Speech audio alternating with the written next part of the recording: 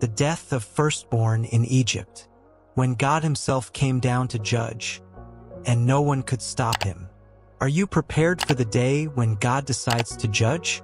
What would you do if, in the middle of the night, a gloomy silence invaded your city, and this silence was followed by a single sound, a father's cry of pain upon finding his son dead in bed? Do you believe in miracles? What if I told you that there is a miracle in the Bible which does not bring healing, nor joy, nor restoration, but rather destruction, pain, and death? This miracle happened, and no one managed to escape. Today you will dive into one of the nights most terrifying in human history, the night God killed all the firstborn of Egypt. And yes, he warned you before. The context: a war between heaven and the pride of a king. Pharaoh was not just a king. He was thought a living in ancient Egypt, an immortal, powerful, unquestionable tested being. But Moses rises against him, a former prince, a fugitive, an ordinary man with a divine mission. Let my people go. God sends signs, one by one, the famous 10 plagues. With every plague, a direct blow against a different Egyptian god. The Nile turned into blood, the animals dead, the sun extinguished by darkness. But even so, Pharaoh's heart was still holding on. He didn't believe it. He sneered. And then God gives the last warning, the last blow, the 10th plague. The night the heaven was silent. About midnight I will pass through the middle of Egypt, and every firstborn will die. Exodus 11 verses 4 to 5. God speaks directly. It is not Moses who interprets. It's not a metaphor.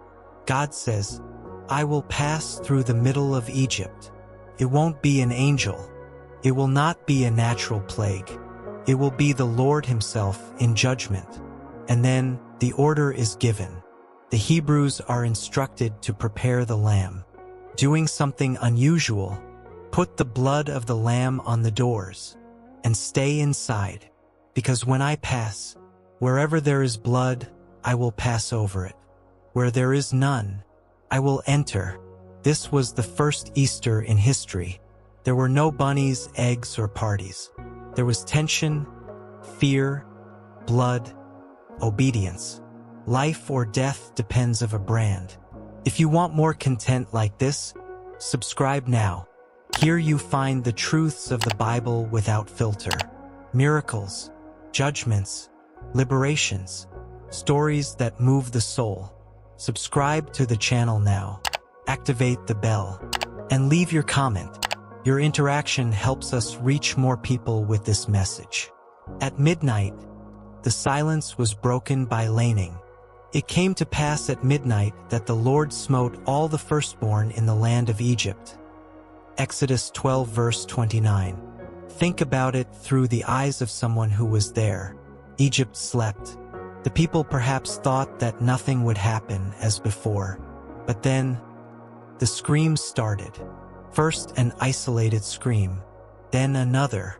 Soon, an uncontrollable clamor spreads across the city. There was a great outcry in Egypt, for there was no house in which there was not a dead person. Exodus 12 verse 30. From the royal palace to the darkest prison. Pharaoh's firstborn, the heirs to the throne, dead in the arms of the Egyptian herself. Pharaoh's pride was broken, not by armed forces, but by tears. Why firstborn? This plague was not chosen at random. In ancient culture, the firstborn was a symbol of continuity, victory, strength, and inheritance. It was the future of a house. God did not hurt the weak. God hurt the most precious. He was saying, you touched my children. Now I touch yours. You have killed innocence for generations. Now the weight of judgment has come. God does not age impulsively. This plague was the culmination of a series of ignored warnings. Egypt hummed, and the price was paid. The spiritual lesson: the blood of the lamb still makes a difference. While Egypt screamed, Among the Hebrew people there was silence. There is no party, but with reverence. The houses with blood on the doors were safe, not out of merit, but out of obedience. This is the central point. The judgment passed, but it did not touch those who were covered. That blood was a symbol of something much bigger. Centuries later, another lamb would be killed, not on an altar but on a cross. And again, the blood would bring salvation. Jesus Christ is the Passover lamb. Whoever is covered by his blood does not fear the final judgment. And today, are you ready for midnight? Many today live like Pharaoh, proud, incredible, with a hard heart.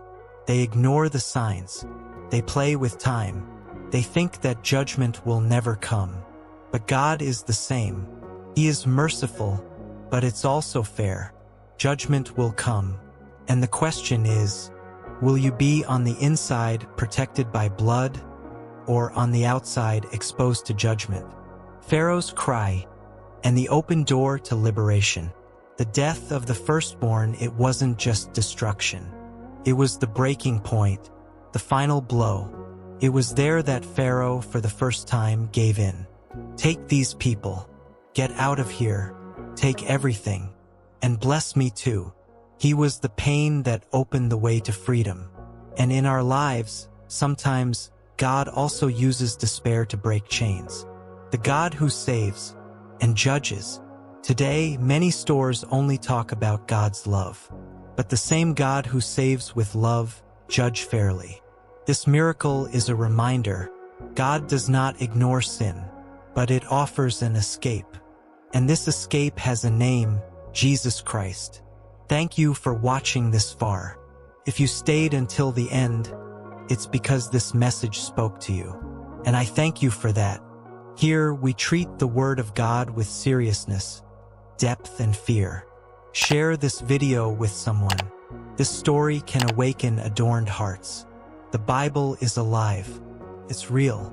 And every miracle has something to teach us. Until the next video. And remember, when God passes by, He judges. But it also saves. Be prepared.